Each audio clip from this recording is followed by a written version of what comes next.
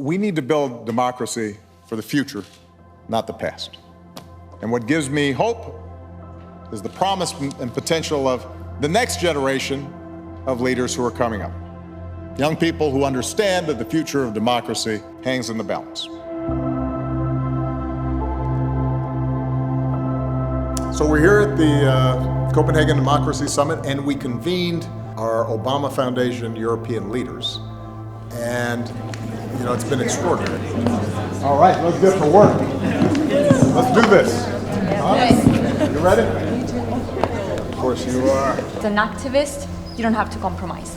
It's easy, right? You have an idea, you have a point, you bring it forward. You need to win something. You need to get something done for your constituents. So if you can win it, go for it. We are on the side of the activists, but what can we do to change the public opinion in a way that politicians will vote with us? There's a difference between when they genuinely can't do something because they just don't have the votes, versus they choose not to do something.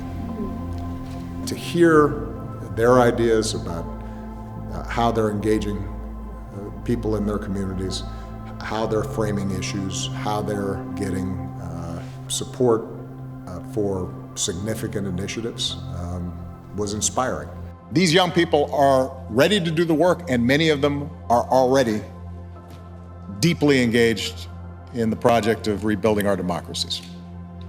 That's who Michelle and I are supporting at our foundation, and that is why I'm so glad to be joined by just a small sampling of our extraordinary Obama Foundation leaders from all across Europe who gathered here today. My name is Selva Mustafi. I'm coming from North Macedonia, and I'm a national grassroots organizer within the biggest Roma national movement in Macedonia named Avaya, which means we are coming. What are you struggling with? I came in right at the juicy part. We are coming, or we are all working in systems that are already existent, that are very having old, dynamic structures. And Ben Rhodes was starting talking about you entering the White House, coming to an institution that is an old democratic institution. But it also highlighted not just Europe, but the United States and countries around the world are facing.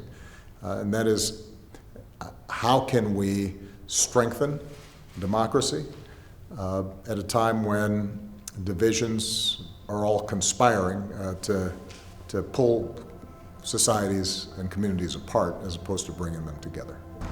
I work in education, and I think my guiding principle is giving every student or every child an equal opportunity for success. And I think at its core, that's a very democratic principle. Very often in our work, you feel isolated in your challenges. But actually, I'm learning that very often we face the same challenges, but there are different solutions and different ways of approaching those challenges. What I've been most impressed with during my time with you is not just how accomplished and smart and thoughtful each of you are individually, but it is extraordinary how much of a community you've formed among each other. This small society you've built is a microcosm, and if everybody kind of interacted with each other the way you do, we'd be in a pretty good place.